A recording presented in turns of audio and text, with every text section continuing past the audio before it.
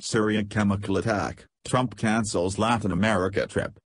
U.S. President Donald Trump has canceled his first official trip to Latin America to focus on the issue of a suspected chemical attack in Syria.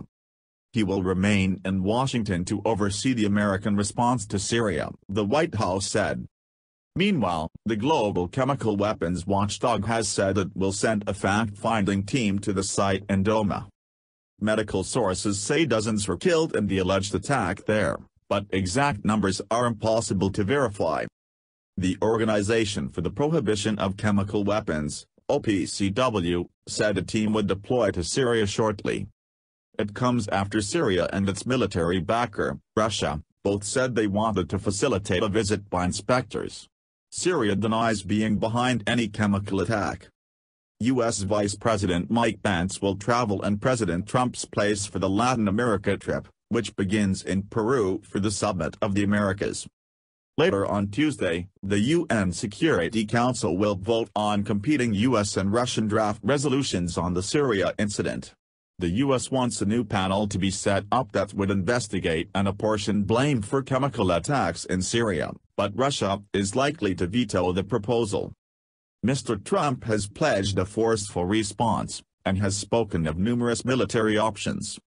Last April, after a SAR nerve agent attack killed more than 80 people in a Syrian opposition-held town, Mr. Trump ordered the firing of dozens of cruise missiles at a Syrian government airbase from U.S. Navy ships in the Mediterranean.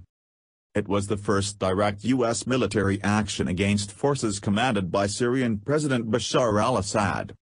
Since Saturday's incident, Washington has been in discussion with Britain and France, raising the prospect of coordinated Western military action. UK Prime Minister Theresa May spoke to President Trump and President Macron of France in separate calls on Tuesday. Mr. Trump's decision to cancel his Latin America trip suggests the U.S. response may involve a larger military operation than a limited strike, says the BBC's Barbara Pletusher in Washington. The AFP news agency quoted French government spokesman Benjamin Griveaux as saying on Tuesday that if a red line had been crossed, there will be a response, adding that intelligence shared by the two leaders in theory confirms the use of chemical weapons.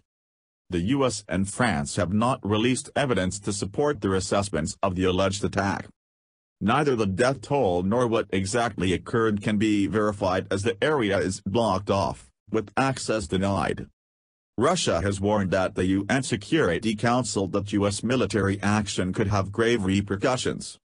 Syrian opposition activists, rescue workers and medics allege that bombs filled with toxic chemicals were dropped on Douma, in the eastern Ghouta region, near the capital Damascus, by Syrian government forces. The Syrian American Medical Society said more than 500 people were brought to medical centers with symptoms indicative of exposure to a chemical agent. It said this included breathing difficulties, bluish skin, mouth foaming, corneal burns and the emission of chlorine-like odor.